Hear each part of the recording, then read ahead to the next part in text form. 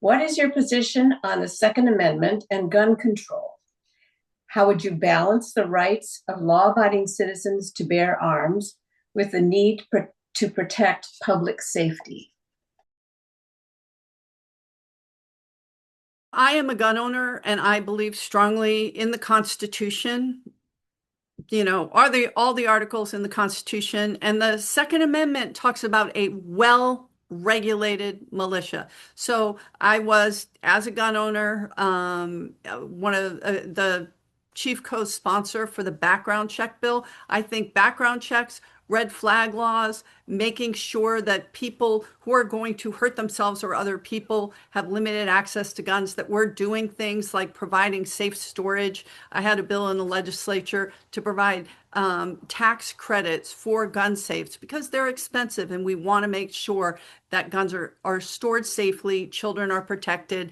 A lot of people in the district I represent hunt for their food, right? This is how they feed their families through the winter. And so in rural communities, this is an issue that's different than in urban areas, but fundamentally, we have the right to bear arms. We also have the right to regulate, to keep people to keep Americans safe. And, when we've got more kids dying by gun violence than anything else, we've got a problem in our country. And I think we should be doing more to address it.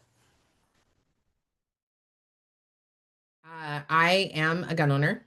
My husband and I are both gun owners. I I believe that gun control is a critical issue as a parent. And I believe in common sense gun safety, universal background checks, including mental health screenings, protecting the right to own firearms while enacting safeguards to keep communities safe, making sure that we're centering school safety and child protections as a priority. And I think it is really important for us to be able to maintain our Second Amendment rights while we are also taking into account that gun violence is unconscionable, and that it must stop. And we have to be thinking about ways that we can protect the Second Amendment while also putting clear standards into place that are being supported by folks like Moms Demand Action and other organizations that know that there is a clear way for us to make sure that people who own guns can safely own those guns through background checks, waiting periods, and screenings so that the right to bear arms is not infringed upon while also taking community health and safety into consideration.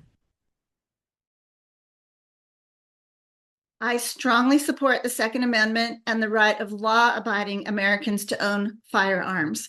Responsible gun ownership is a part of our culture in America and certainly in Oregon, particularly in rural communities where people hunt, protect their property, and practice safe firearm use. At the same time, public safety is essential to thriving communities. I support laws that focus on keeping firearms out of the hands of criminals and out of the hands of the mentally ill, while respecting the rights of responsible citizens.